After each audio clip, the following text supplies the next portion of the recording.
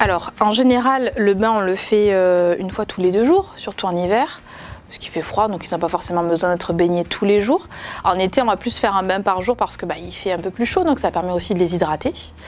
Le soin du visage, souvent, on le fait tous les jours. C'est vraiment, on appelle ça souvent la toilette de chat, c'est-à-dire que du coup, on va lui faire ça tous les jours un petit peu. Par exemple, le matin, ça peut être au réveil, on va lui nettoyer les yeux, le nez, on va lui nettoyer les oreilles, le visage. Donc, ce que je vais faire, c'est que je vais prendre une compresse.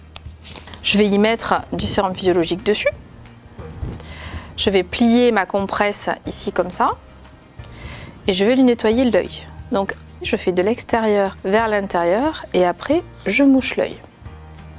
Je fais une compresse, un œil. C'est-à-dire que du coup, je jette ma compresse et j'en prends une autre pour faire l'autre œil. Et je lui fais de l'extérieur vers l'intérieur et je mouche en dessous.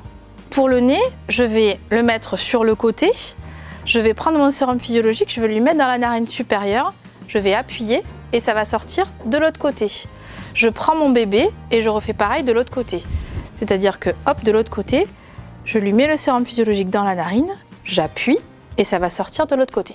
Ensuite, le visage. Alors le visage, en général, on dit qu'il faut le faire à l'eau. Donc soit vous prenez de l'eau minérale, soit eau thermale. Donc en général, on va faire ça avec un grand coton et on va lui nettoyer le visage. Comme ça. Les oreilles, par contre, ça se fait à sec, c'est-à-dire qu'on ne met pas de produit dans les oreilles. Donc l'idéal, c'est soit juste après le bain de passer une compresse à l'intérieur de l'oreille et sur le pavillon. Ne pas oublier l'arrière de l'oreille aussi, parce que souvent on a tendance à oublier et des fois il y a des dépôts qui se font derrière, donc c'est pas très très joli. Donc il vaut mieux quand même nettoyer et sans coton-tige.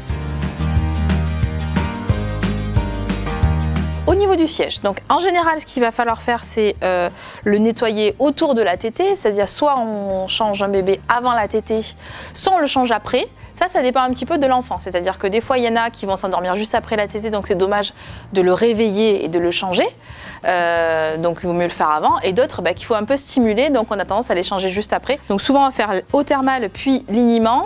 On peut finir par une crème pour le change en fonction de s'il a les fesses rouges ou pas. Voilà. Donc après pour le petit garçon, eh bien, il faut vraiment tout soulever la verge, soulever les bourses pour pouvoir nettoyer vraiment entre les plis.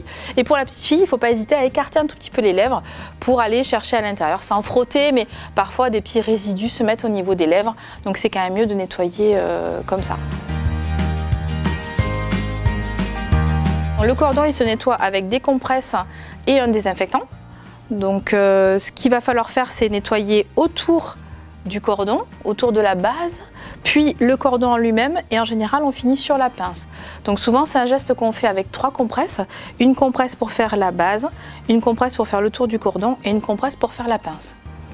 Le cordon va sécher, donc quand on rentre à la maison, la plupart du temps il est sec, parfois même on a enlevé la pince, donc il ne reste plus que le cordon. Il va tomber au bout d'une semaine en général, donc il faut le nettoyer tous les jours, en général 2 fois par jour, c'est bien. Et quand il est tombé, il reste le bourgeon au niveau du nombril, et ça il faut le nettoyer jusqu'à ce que ça se referme. Souvent il faut compter une petite semaine de plus. Donc là pareil, Biseptine ou autre désinfectant qu'on va mettre sur la compresse et qu'on va nettoyer jusqu'à ce que ce soit refermé.